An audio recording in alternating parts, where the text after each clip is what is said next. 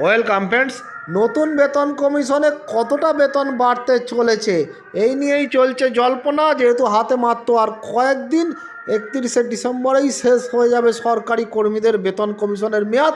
একদিকে কেন্দ্রের 7ম বেতন কমিশনের মেয়াদ, অন্যদিকে রাজ্যের 6ষ্ঠ বেতন কমিশনের মেয়াদ। এরপরে কি হবে জোর জল্পনা চলছে, মিডিয়ায় কি উঠে আসছে। দেখুন কতটা বেতন বাড়তে পারে, কবে নাগাদ হতে পারে, এই নিয়ে আপডেট অবশ্যই শেয়ার করবেন, চ্যানেল তোলালে সাবস্ক্রাইব করবেন।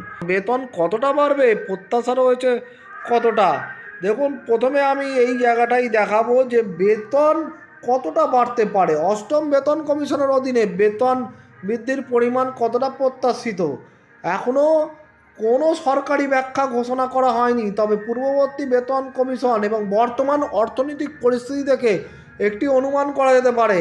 6ষ্ঠ বেতন কমিশনের ফলে গড় বেতন প্রায় 40% বৃদ্ধি পেয়েছিল।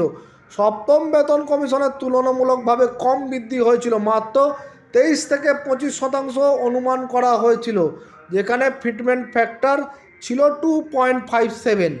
8ম বেতন কমিশনের জন্য প্রাথমিক পূর্বাভাস অনুযায়ী বেতন বৃদ্ধির হার 20 থেকে 35% হতে পারে।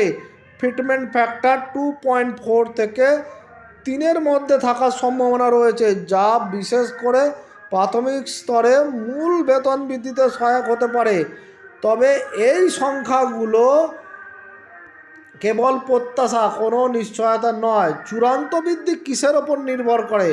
বিশেষজ্ঞদের মতে চূড়ান্ত সিদ্ধান্তটি মুদ্রাস্ফীতির প্রবণতা, সরকারি অর্থব্যবস্থা ও সামগ্রিক অর্থনৈতিক পরিস্থিতি সহ বেশ কয়েকটি বিষয়ের ওপর নির্ভর করে। সরকার একটি ভারসাম্যপূর্ণ পন্থা অবলম্বন করবে। চূড়ান্ত সংখ্যাটি আগামী 12 থেকে 18 মাসের মুদ্রাস্ফীতি, 16তম অর্থ কমিশনের পরের আর্থিক সংস্থান, কর আদায়ের হার এবং রাজনৈতিক সদিচ্ছার ওপর নির্ভর করবে। সরকার একটি নজরকাড়া ও সন্তোষজনক বেতন বৃদ্ধির সঙ্গে ভাতা ও মহার্ঘ ভাতার সমন্বয়ে একটি সুনিশ্চিত কাঠামোর মধ্যে ভারসাম্য বজায় রাখার চেষ্টা করবে। তাহলে দেখলেন যে কত শতাংশের মতন বেতন বৃদ্ধি পেতে পারে, এবং যেটা বলা হচ্ছে এই সুপারিশগুলো কবে নাগাদ আসতে পারে।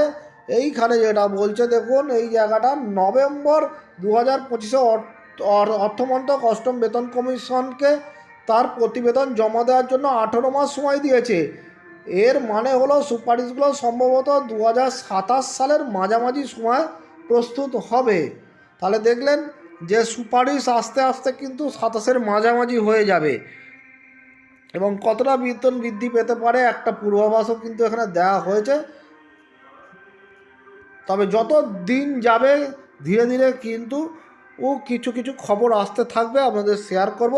সেই জন্য অবশ্যই চ্যানেলটিকে সাবস্ক্রাইব করে রাখবেন। ধন্যবাদ।